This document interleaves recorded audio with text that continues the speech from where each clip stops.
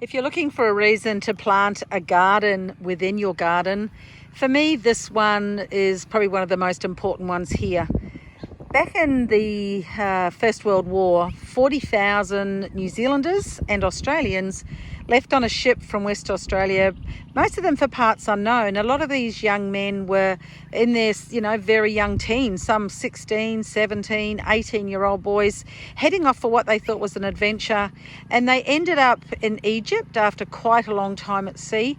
And they went then into army training camps. They went to learn how to be soldiers because a lot of these young men had never fought, they'd never had anything to do with guns. They were just young men off the streets of New Zealand and Australia wanting to go, join up and fight the fight for these countries on this side of the world.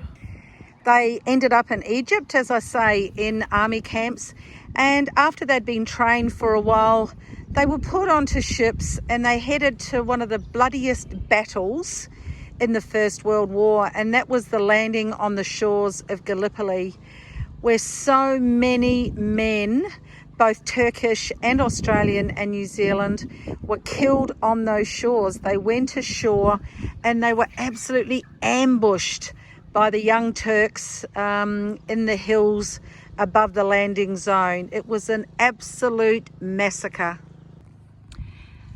The Australians and the New Zealanders formed what is known as the Anzac, A-N-Z-A-C, Australia, New Zealand Army Corps. And since that very first day in Gallipoli, every year we celebrate on the 25th of April those young men, and towards the end of the war there were also young women, but mostly the young men that died on the shores of Gallipoli. And this is indeed a Gallipoli Rose. It was bred to commemorate that battle, those Australians, those New Zealanders who fought on the beaches of Gallipoli to save us, to give us the freedoms that we love in this country today. So many sacrificed for the life that we have now. This rose was bred by a company called Cords, and it's a modern shrub rose. These breeders were German. And this particular rose now grows beautifully in many gardens around Australia and New Zealand. And it's an absolute delight for me at this time of the year, September, where it starts to bloom. It is absolutely beautiful. And we often stand here in awe of those who went before us. So put something in your garden that's really memorable for you.